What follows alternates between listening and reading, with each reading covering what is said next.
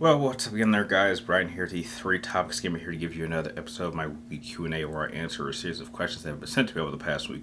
This episode is fairly basic and it might actually be pretty short because I got a number of questions, but most of them were answered in the comment section of the previous video. And I think I had like five questions that were all pretty basic. However, I would like to say there were a number of people who I hadn't seen in a while that, just want to come and check up on me, so I really appreciate that. But, like always, before I jump into these questions, if you happen to enjoy this video by the end, don't forget to give this video a thumbs up and press the subscribe button if you happen to enjoy this video and more like it. So, one of these questions actually kind of made me laugh, so starting off with the first question, who I believe is a new person, goes by the name of Super Samus Zach, and you want to know which video game development team is my favorite working with Sony.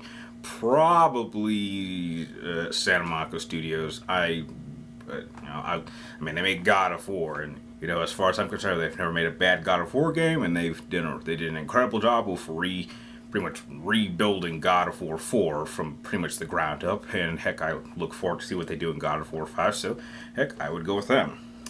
Next question comes from the Batman from Neo Gotham. You want to know, in my honest opinion, what themes and lessons from Metal Gear series do I think people can learn and use in real life? Find a purpose in life, be a good person, don't be a dick, don't feel like you need to be entitled, and don't feel that you are trapped by the mistakes that your parents made. You can always form your own path, stuff like that. Pretty positive messages. Now this is this is the one that made me laugh because I have to assume this person was maybe missing out on something. And this question comes from Zach Tarf, and you want to know, what would have changed in Star Wars if Anakin had knowledge that he would become Vader? Would he still go down the same road? Okay, Zach, I don't want to make fun of you, but I'm going to assume that you have not watched enough Clone Wars. If you had, you would know that Anakin was told all of this. Not only was he told, he was shown this. Quick summary. I mean, it's a little complicated, but there's a storyline that takes place in the middle of the Clone Wars where Anakin, Obi-Wan Kenobi, and Ahsoka kind of go off on this little adventure, and they meet these Force entities. And one of them is kind of like the embodiment of the dark side, and he actually tells Anakin and shows Anakin everything he's going to do.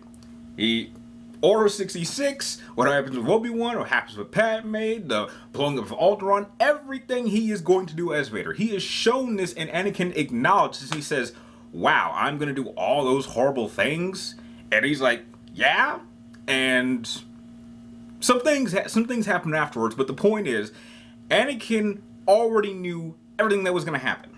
He was told this, he was shown this, and it still didn't change anything.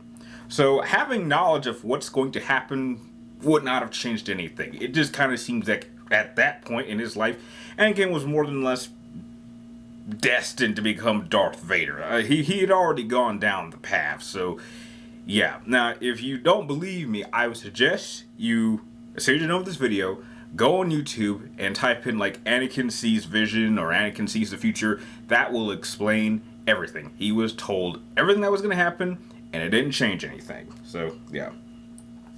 Next question comes from Winter Ghost. You want to know, if the boss was one of the toughest female characters, who would you say is the toughest male character and why? Probably Big Boss, I guess.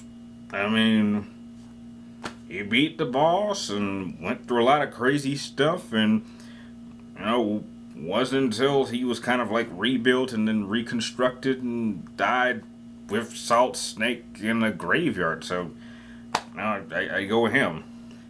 And the last question of the episode comes from Phantom Cities, and you want to know, okay, this question kind of answers itself, but I'll try. Phantom Cities kind of had like a two-part question, and you wanted to know, what is my own theory on why Palpatine's face got deformed in Revenge of the Sith?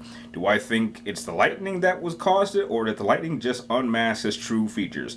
Well, you just answered your own question. Of course it was the lightning. That's what the movie shows us.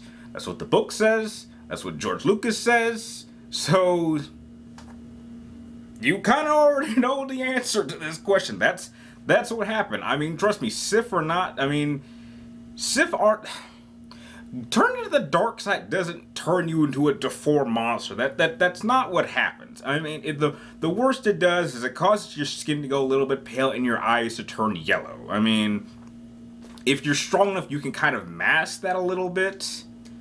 But no, having that much force lightning shot into your face is gonna mess anybody up. So yeah, it was the lightning. Multiple sources confirm this, and I'm sure you know this, so yeah. So that about does it for this episode of the People's Questions. Yeah, it was fairly quick. And like always, if you guys have any more questions you'd like me to answer in next week's episode, be sure to send them in the comments down below. But make sure you get them into me roughly before noon on Wednesday before I start filming the next episode. And like always, thank you guys for watching. You're awesome, and I will see you next week.